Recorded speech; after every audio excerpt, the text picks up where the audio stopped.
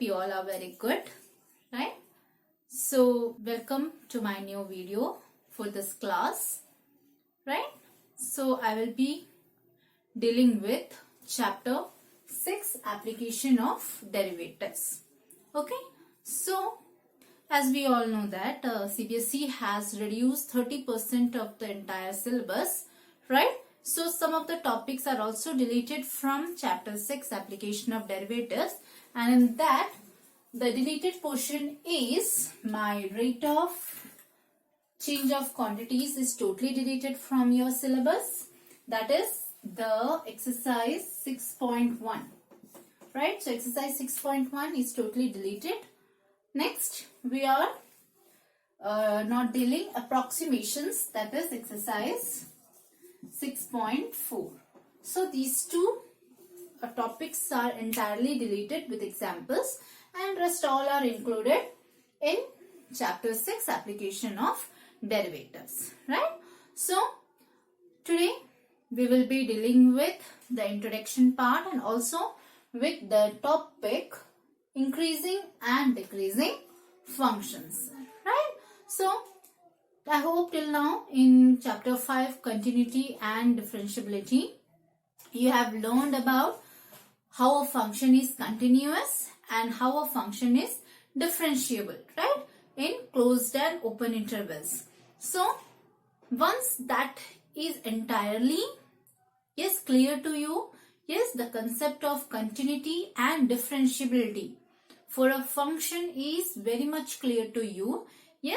We are going to apply that in the derivatives. So how this is applied, how derivatives is applied to our day-to-day life, right, and how you're going to use it in various day-to-day lives, right?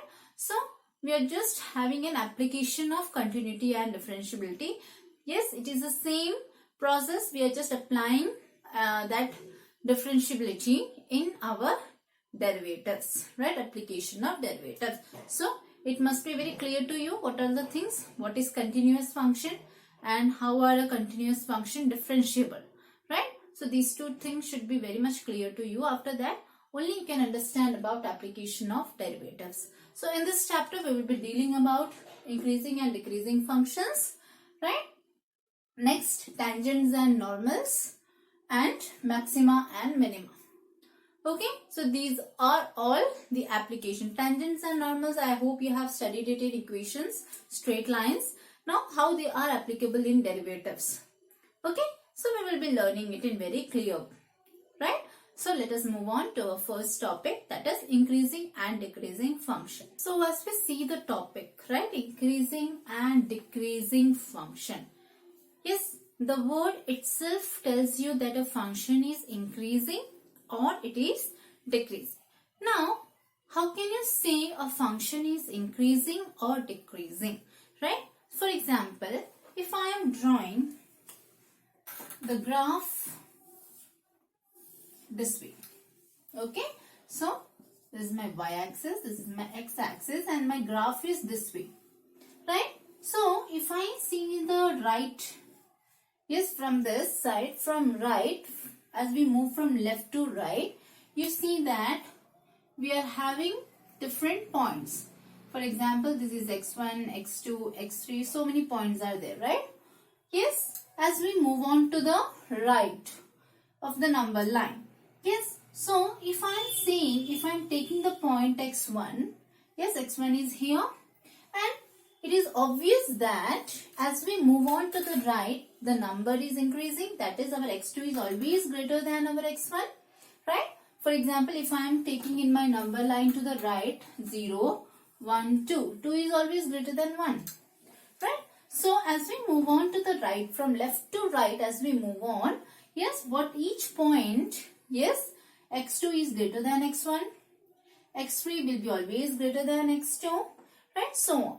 Now, if I take 2 points x1 and x2, and here my x2 is greater than x1, or I can write x1 is less than x2, right? So here, if I am taking this part of the graph, this is here and the next it is here, right? Yes, this is my f of x2. This is f of x2 and this is f of x1. So f of x1 is here. We see that it is increasing. Yes, the height is little bit more. So what can you say? So if my x1 is less than x2, you can tell that your f of x2 is also greater than f of x1, right? And or you can write f of x1 is less than f of x2. Okay, or you can write f of x1 is less than f of x2. So what condition are you getting here? So for x1 less than x2, what you are getting? You are getting f of x1 less than f of x2, right? So this defines the definition of strictly increasing function. Okay, what does this define? Strictly increasing. Strictly increasing means it is increasing continuously. It is not stopping anywhere. Yes, it is increasing continuously. That condition is coming when your x1 is less than x2. You are getting f of x1 is less than f of x2. Then this is the definition of strictly increasing function. Yes, this is strictly increasing function. Okay. Now there is one more function normally called as increasing function. What is that increasing function? Or it is also called as non-decreasing function. Okay. So now let us take a graph this way, right? And I am saying that from here my function is here increasing. Then it has become constant. Then it is increasing. Then constant. Then it is increasing. Okay. So if I am taking from here, it is increasing from your initial point. Okay, this is my x1, this is my x2, okay, this is my x3, so on, this is my x4, right? So what can you see here? From 0 to x1, yes, x1 is greater than, because when you move from left to right, the numbers are increasing. So 0 is less than x1 or x1 is greater than 0. What are you getting? You are getting an increasing function. That is f of x1 is greater than, yes, f of 0. Yeah. Now, but you see when f of x1 and x2 when you compare, yes, you are getting a constant line. You are getting a constant function. So what you are getting? F of x1 is equal to f of x2. Right? Now when you see for x2 and x3, what you will get? For x2 it is here. Yes, this is my f of x2. Right? Yes, now f of x3 is here. So there is an increase in the y. Yes. So what is happening here? F of x3 is greater than f of x2. Yes, so you are getting what? You are getting two things. F of x1 is equal to f of x2 and you are getting f of x3 is greater than f of x2. Right? So in this condition, what you say that the function is not strictly increasing but the function is increasing. Yes, but it is not decreasing also. Whether it is not decreasing also, it is becoming constant at a point. After that again it is increasing. This is called as my increasing function. So what is my increasing function? For x1 and x2 belong to some interval, right? My x1 is less than x2. Then we will get what? F of x1 is less than or equal to f of x2. F of x1 is less than or equal to f of x2. When this condition comes, we say that the function is increasing. Yes, in the interval, in the given interval, right? So these are the two definitions of increasing function and strictly increasing function. For strictly increasing, it will be increasing up. Yes, your f of x2 will be greater than f of x1 or f of x1 is less than f of x2, right? But for increasing function, we will have x1 less than x2. You will have f of x1 less than or equal to f of x2. Understood? So you can see that from the two graphs we have defined for increasing function and strictly increasing function. Remember, increasing function is also called as non-decreasing function. So I have drawn two graphs here, right? Now we will know about strictly decreasing function and decreasing function. Okay. Now this graph shows the decreasing, right? Now we know that as we move from left to right, okay, my x2 is greater than x1 or my x1 is less than x2. Now you see the function. Now this much is the function. This is my f of x1 and this is my f of x2. Right? So this is my f of x1 and this is my f of x2. So what you are getting from here? You are getting that f of x1 is greater than f of x2. Yes, your change.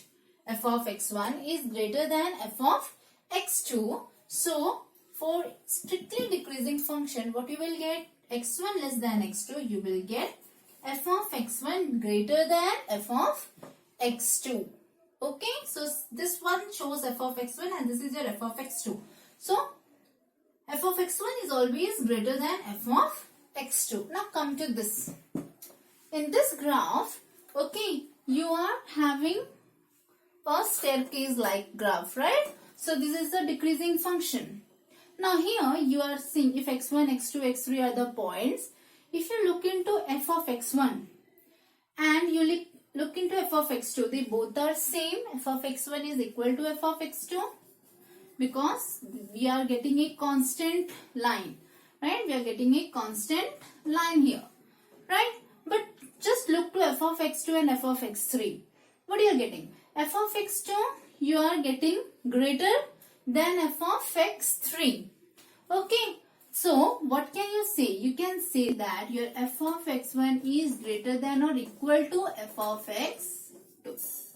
Okay. F of x1 is greater than or equal to f of x2. So this is the definition for strictly decreasing function and decreasing function. So in decreasing function, for x1 and x2 belong to your interval I and your x1 is less than x2. What is the definition? F of x1 greater than or equal to f of x2. Right? So you can just differentiate these two. So I hope you have understood the four definitions of increasing and decreasing function.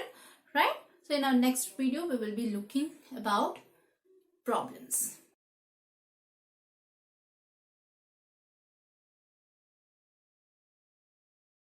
Okay, thank you.